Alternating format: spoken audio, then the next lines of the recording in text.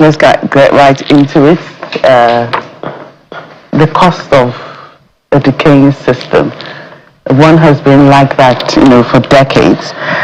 Nigeria's democratic model has been faced with what has been described as dual crises, which are an unsustainable high cost of governance that drains public resources, and a deeply fragmented opposition that fails to offer a credible alternative, no shadows. While public service governance is crippled by systemic waste and institutional decay, opposition parties remain too weak and too divided to enforce accountability.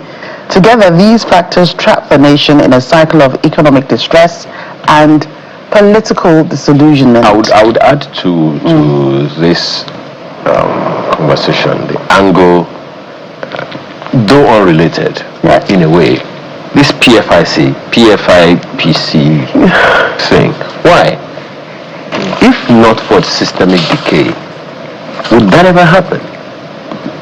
Would that gap ever be so crippling that right now, let me say, the federal government is playing catch up? Yes. It's I don't know, we'll get it. The budget office yesterday came out to deny that no approvals were made, no monies were paid. It didn't get to that part where everything was paid to anybody. Even though the 2026 budget. There's a Yoruba proverb. There's a Yoruba proverb, okay, that says, your son is not a laundryman, but he keeps bringing clothes home. You can see an envelope, but you are not cashing the envelope. You saw money in somebody's budget and you're saying the money didn't. Why bring the money into the budget in the first place? Right. Anyway, And so we're to talk about this, the seemingly systemic decay. We have two guests in the house today. Professor Vincent Anigbogu, Director General, International Institute for National Transformation. He joins us online from Uganda. Thank you so much for joining us on the program today. And thank you, hello. Right, it's Joker this time. Oh, joking. Right. Sorry. It's fine. Right, and then we have Pastor Dotun Ojelabi, founder, lead pastor of Covenant Harvest Christian International Ministry, leadership coach, publicist, futurist, scholar, history advocate, and good governance enthusiast. I love to always read out these things. Thank you for joining us on the program. Good morning, Joker. I hope you didn't encounter any traffic. No, not at all. Great. So I mean, why are you making it sound like Lagos is all about traffic? Yes, because but you should be the one passionate about it. Yes, yesterday. Please leave our Lagos folks. Go and talk to them in Abuja. They are also having traffic. Well, at least we know there's no traffic online, so good. Right, so I mean, let's start with you in the studio. What do you think of this seemingly, systemic decay that we have? We haven't quite gotten round to, cutting down the cost of governance, and as we said in our opening, opposition parties are too busy battling one thing or the other, or battling each other, or battling the government of the day for whatever weak reasons that they are not really, calling the government of the day to account. The way I'm going to put it is simple. I will address the whole value chain with a quote. It's actually my favorite quote. Is by Mahatma Gandhi. Mahatma Gandhi has a quote that is called the 7 blunders of the world, and he tried to address the social sins in 7 dimensions. What causes societal decay? And that's my favorite quote, and it's in page 39 of my first book, The Eagle Personality. And what does it say? Number 1 is wealth without work. There are 7 things that causes society to decay. Number 1 is wealth without work. And that showcases what we have on hand now. People want to make money without bringing value. Number two is pleasure without conscience. Pleasure without conscience. Number three is knowledge without character. Now, so Nigeria has gotten to a place that we places priority on paper knowledge, on degrees, while there are some other areas that are more important than degrees. You can't have a PhD, 2 PhDs, and be morally bankrupt and be a thief. So it's not enough to constitute a government with excellent intellectual people, but you have to also deal with the character. Knowledge without character will make Morufu the mechanic fix your car, put fake parts, and say, "Oh God, come in, I'm bringing the car tomorrow," and say it's Friday. He takes his girlfriend to a nightclub with your car after finishing it, then he crashes it. Now, number 4 is commerce without morality. Commerce without morality. You can't even do business with a Christian now without them trying to cheat you, not to talk of the ordinary Nigerians. And these are real. You can imagine in the days of Mahatma Gandhi, he has pictured that society will decay if you don't address certain things. But I apologize for putting in, but then there's an angle to you, Joker's question. Yes. One of the, should I say, the checks, the societal checks on governance is the opposition. Yeah. So the second leg to that question is, on the one hand, there is systemic decay. On the other hand, there is an opposition that's supposed to be checking. And it will seem like we're not getting that as well. I'm glad that you interjected me. You know, Mahatma Gandhi had a son, and he had the 7 blunders became the 8 blunders of the world. And what he handed was that rights without responsibility. We have an opposition that are demanding rights but are not ready to take responsibility. Simple said. In fact, there's no opposition. And there's no credible opposition. Where did we miss that? I'm sorry. We'll come back to you, Prof, in a moment. Where did we miss that? Because I remember in the First Republic, it was we had a very virile opposition. Second Republic, the same thing. You had to know. I mean, you didn't live in Lagos if you didn't know UPN, even though the government at the center was MPN. In the Third Republic, both of them were checking each other. In fact, if the Third Republic had sailed through, we would have had an SDP president and an NRC National Assembly. Well said. And but somehow at this level in this Fourth Republic, everything seems to have gone under. Where did we miss it? I will tell you something. And it's government's responsibility to create awareness, to encourage or discourage low voter count or voter apathy. So not only the opposition, the general citizens, if government does not, this present government does not do anything, people will not come out to vote in 2027 because of economic hardship. In fact, economic hardship silenced the opposition. You that you are looking for money to buy electricity, to put diesel in the generator, you won't even have voice to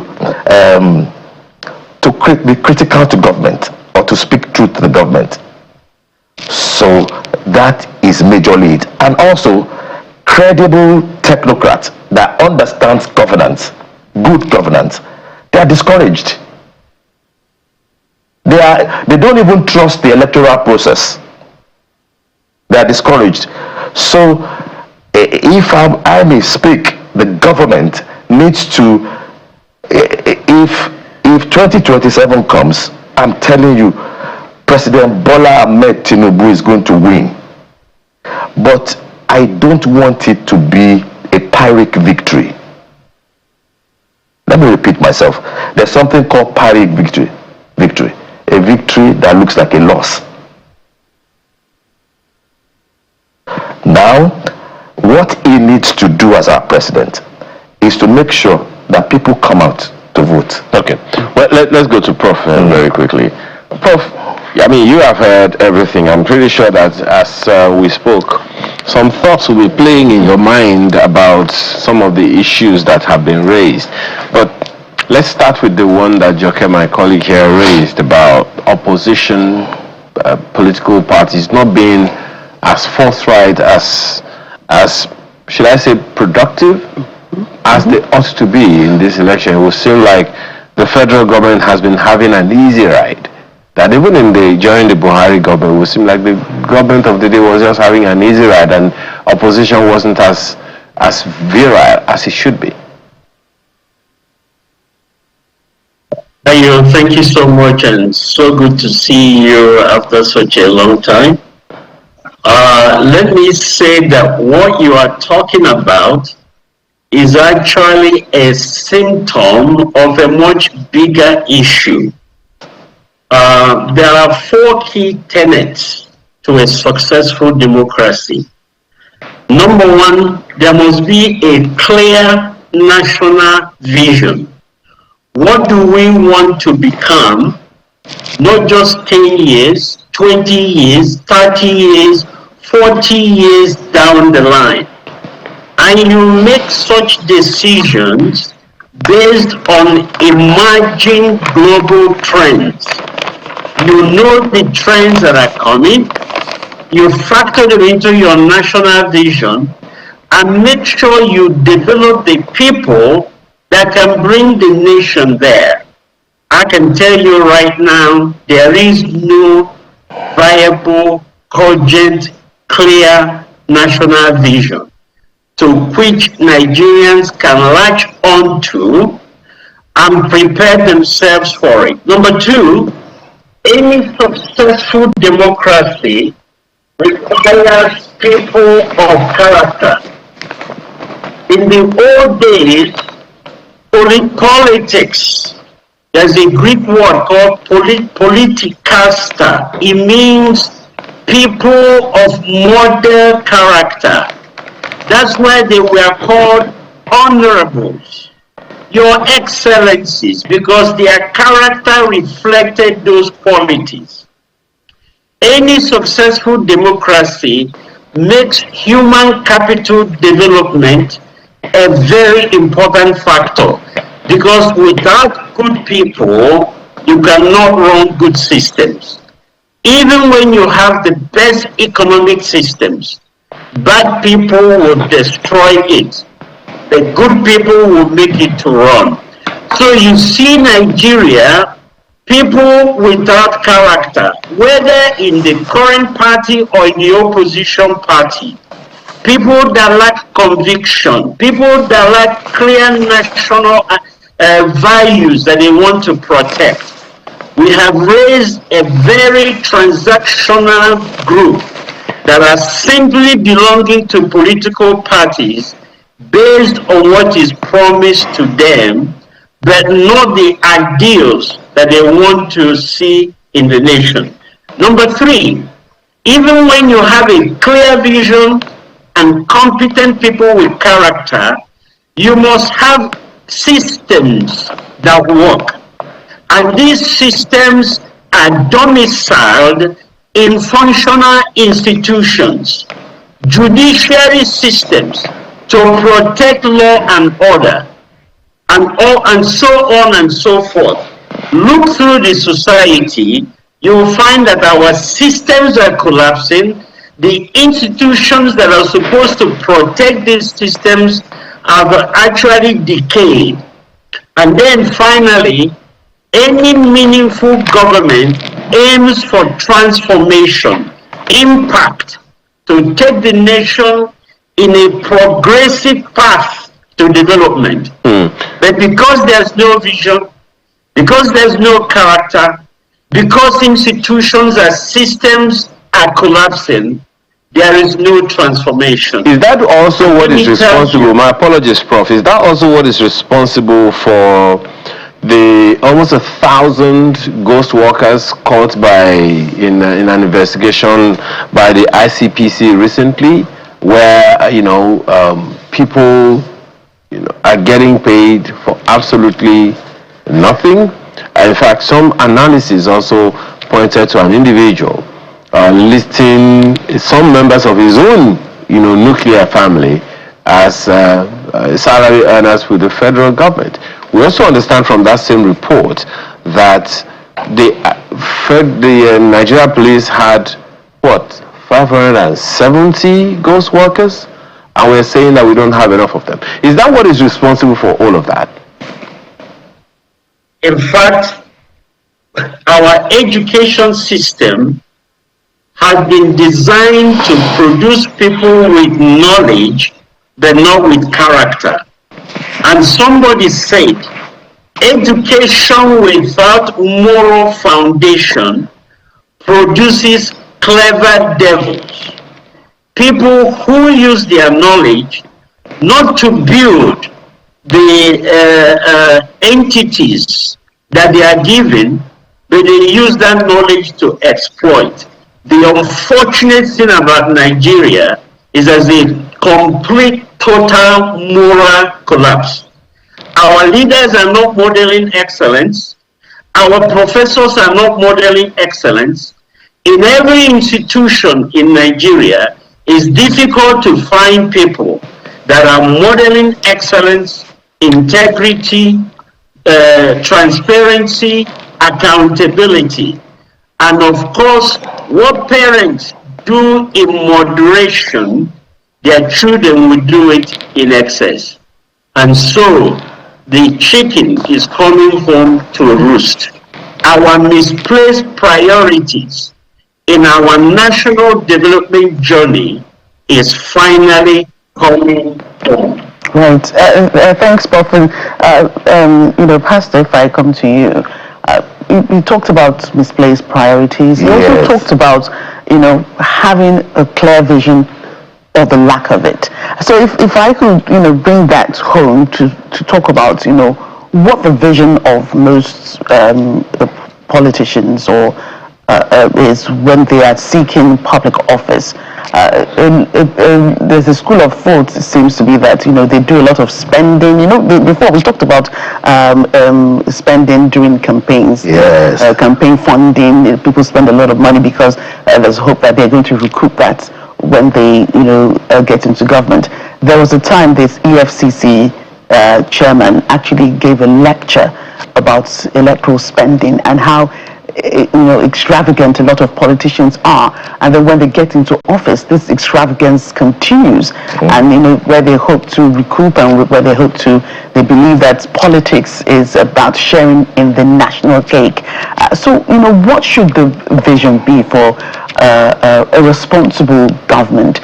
Should it be about the monies that are going to be made when in public office, or should it be about just governing the people and ensure that it's the people that are at the center of these policies and not the politicians themselves? Let me start from here. It's been said that democracy thrives when citizens participate. That is why I am here. Democracy thrives when citizens participate. So citizen participation is government's responsibility to create awareness and encourage citizens to be active. Now, Prof, you said something, you listed 4 things that are very valid, pragmatic, and very, very theoretical at the same time. Now, I will take the vision and I will add to the vision. The vision has a cousin called ideology. Every democracy thrives on ideology.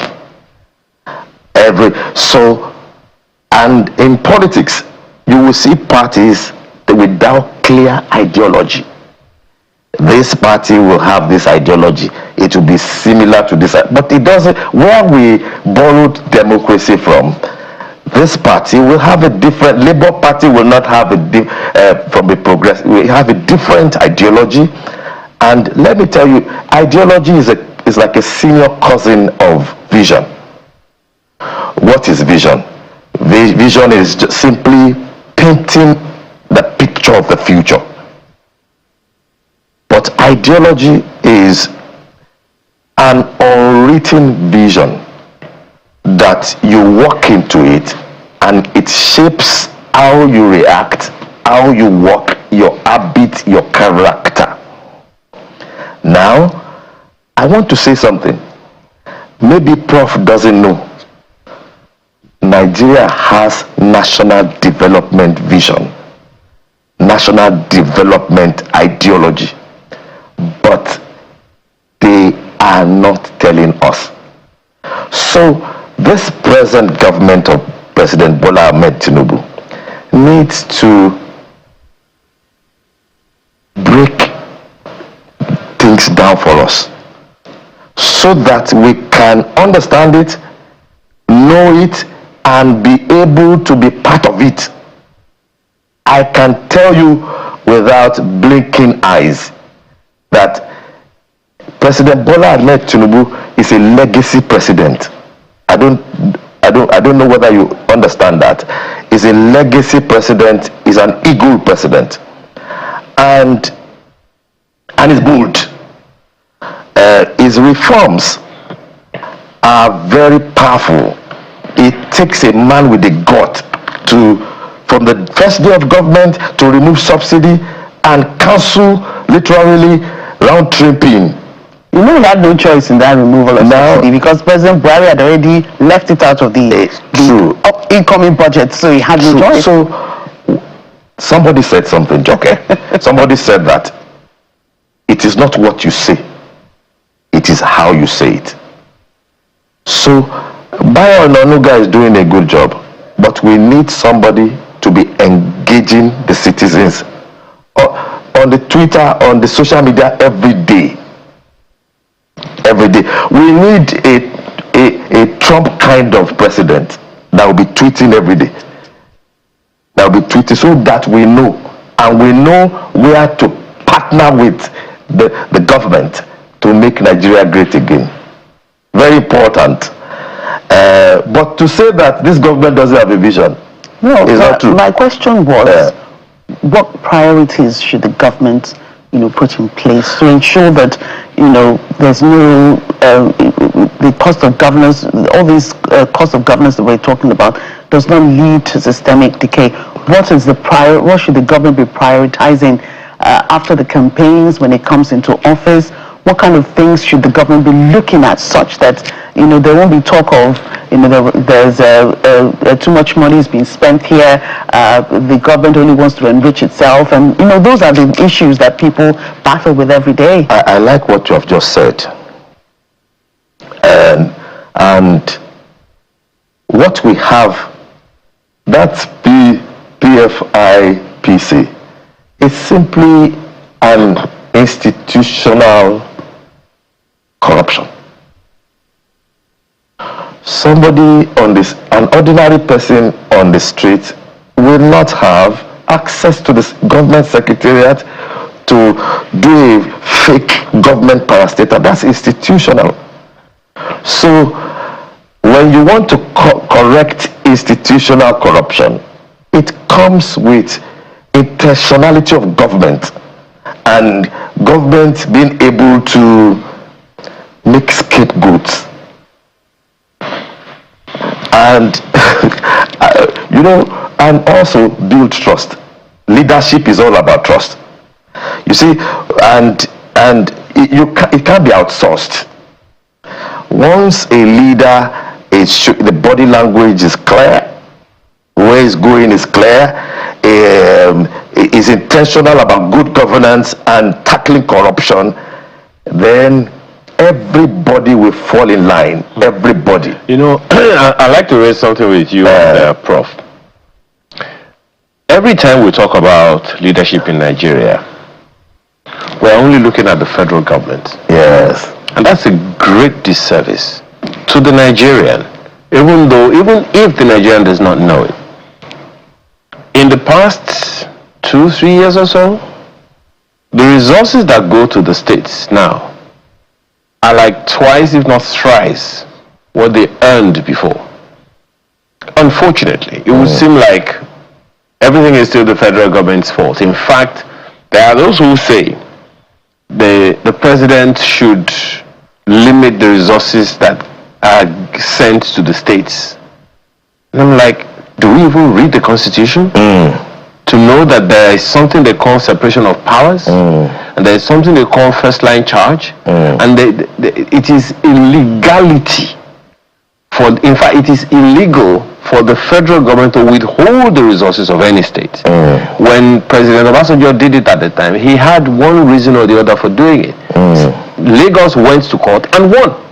So that case has been decided. This is not, if the president is doing it now, then he's doing exactly the same thing that he fought against, you know, when he was in government in between 1999 and 2007. So we seem to cut the states a lot of slack, and consequently, people continue to focus on the federal government, thinking if the direction doesn't come from the federal government, we're all at a loss. Meanwhile, the states are supposed to have their own visions as well. Lagos had a 25-year plan that terminated recently, and they came up with another 30-year plan. So, if the states can do that for themselves, and we're not seeing it, is that the responsibility of the federal government? No, it's not. It's not. And there are templates that work. The Lagos State template.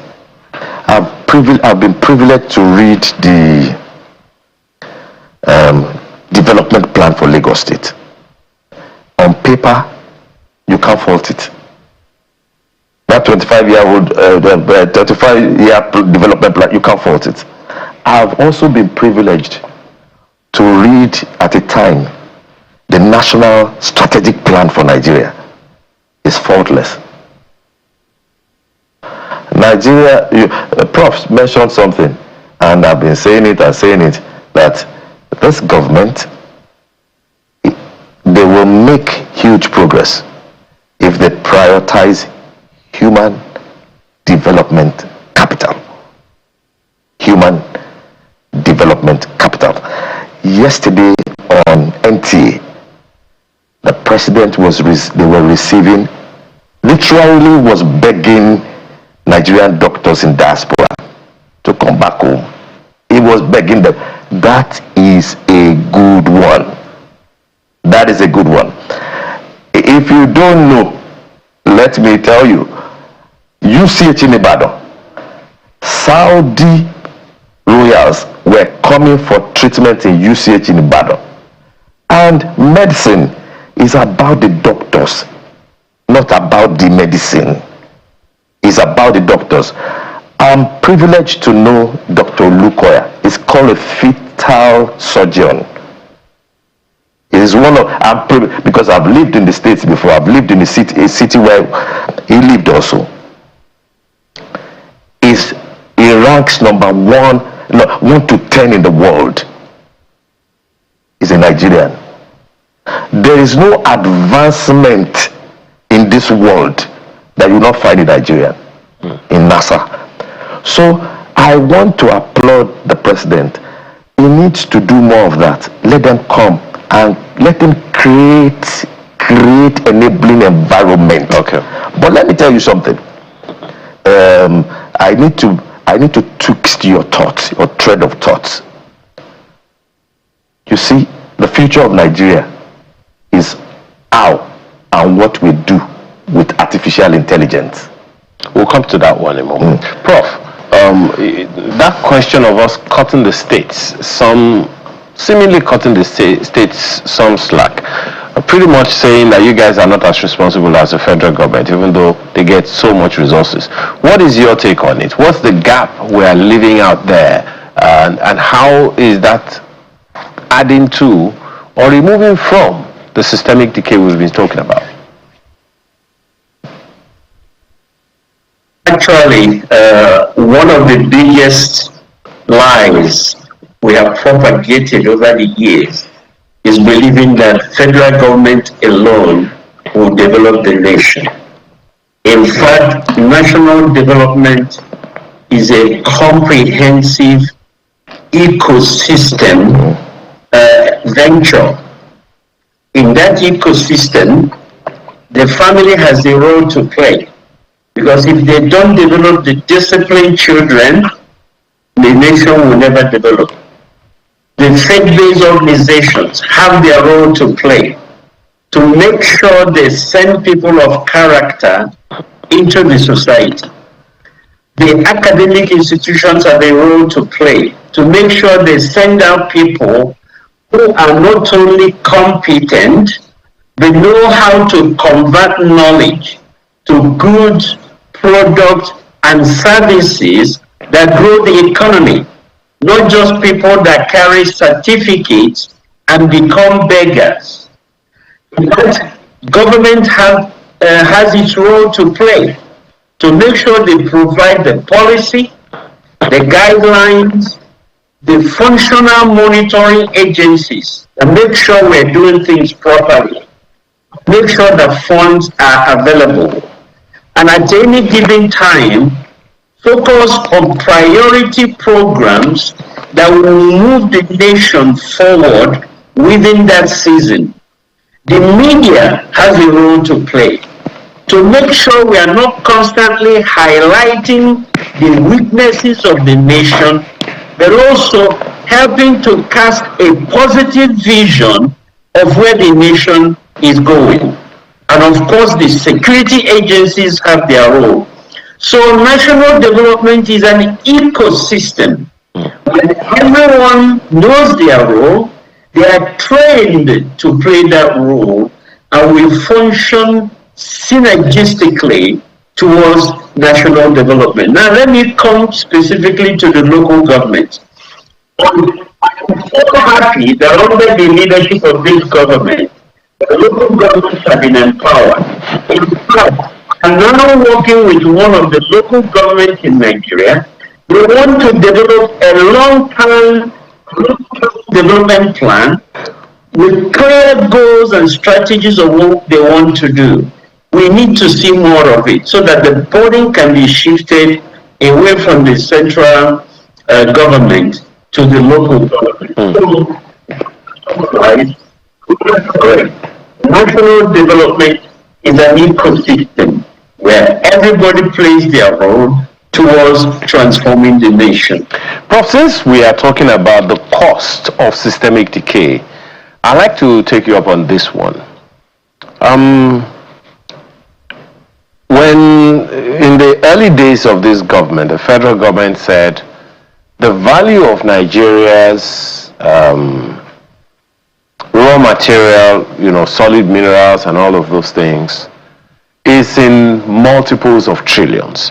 Excuse me, I don't particularly recall the precise number that Mr. Laki gave at the time now. And all of these resources are spread across all the states, every state in the country. Now, Pastor Ojelabi was talking about the fact that we don't have, you mentioned the fact that we don't have a cohesive vision that everyone is supposed to be chasing after. Pastor Ojelabi said we do have such a vision where we're supposed to be going. Now, we are talking about a systemic decay because over the years it will seem like we are not going in a particular direction that Nigerians can follow. And now we have all of these resources spread across all the states.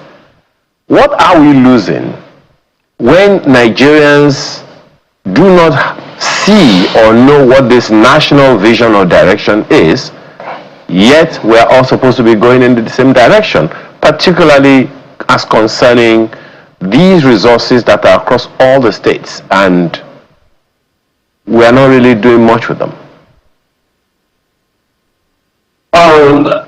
I Ayo, let me interest you why I'm in Uganda. One of the leaders is the current Minister for Energy, Natural Resources, and even Power. And I'm an advisor to her. So I fully know the Ugandan policy minerals. Number one, Uganda has banned exportation of any person interested in mineral deposits in Uganda must come to Uganda and fill the factory to convert that raw material to addition to higher products. It is clear on enforcing that. I don't see a similar policy in Nigeria. And even if it exists, I don't see evidence that is being enforced. Uganda has now produced surplus power. Their problem is not power production. Their challenge now is so it is entirely possible for a nation to set clear policies and develop competent agencies and among the people of integrity. If we do that, all those natural resources that we have can be converted to wealth, to train our people and capacitate them before we now channel it towards other social needs. So the issue it still boils down to vision and then competent people to enforce that vision. Okay. Well, you want to speak? I need to say something about the minerals. Maybe you don't know that my first degree is in geology and my second degree is in petroleum engineering from University of Ibadan. Then I'm on a WhatsApp for everyone that graduated from the University of Ibadan geology class with at least minimum 50 professors. So that Ugandan strategic plan for minerals, I believe Nigeria has a superior one. I believe so. And so when I graduated in 1990 from University of Ibadan, my supervisor is Professor Ojelabi, a professor of economic geology. In his office, that's the first time I'm going to see an aquamarine and raw diamond in his office. Now, 1990, that's 36 years ago. I can tell you for free, because I also had 14-year experience with Texaco and Chevron. I could tell you for free, the mineral reserve in Nigeria is more than the oil reserve.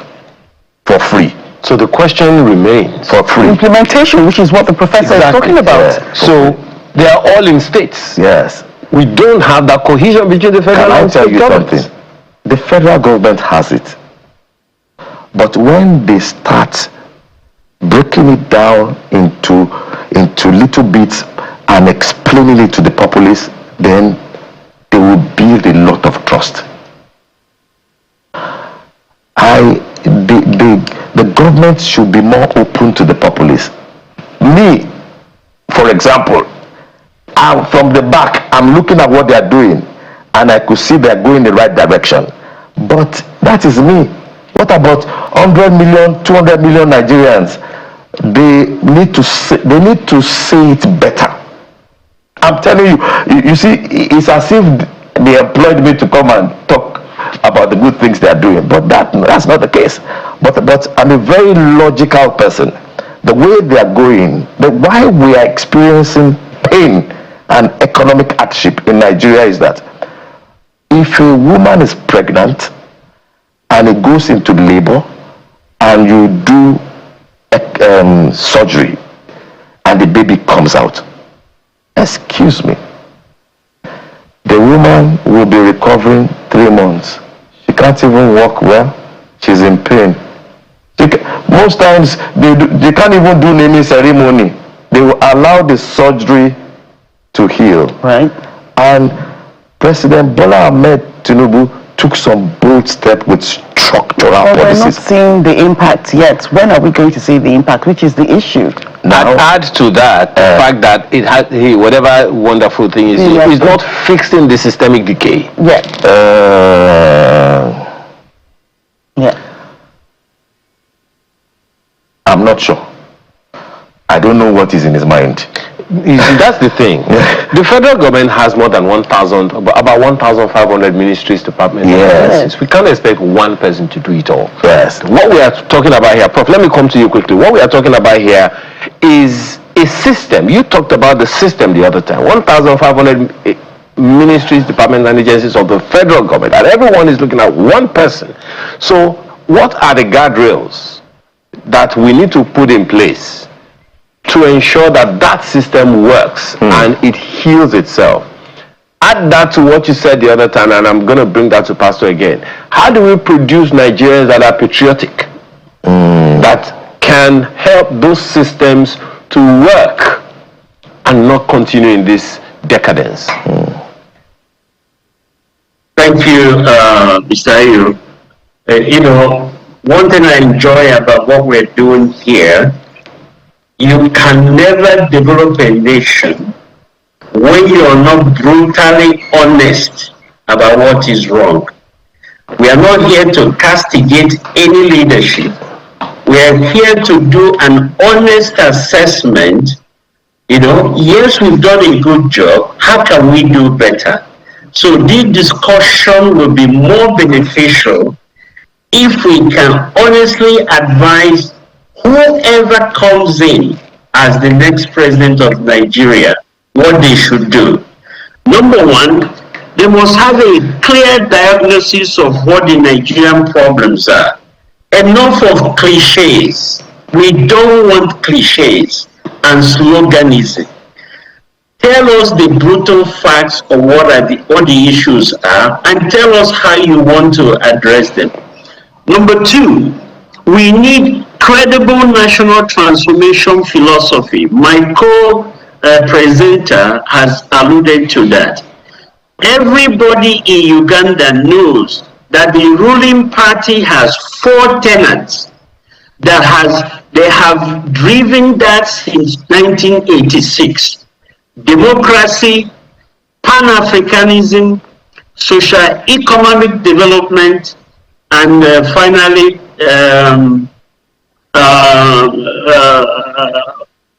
what do you call it? Please forgive me, but patriotism.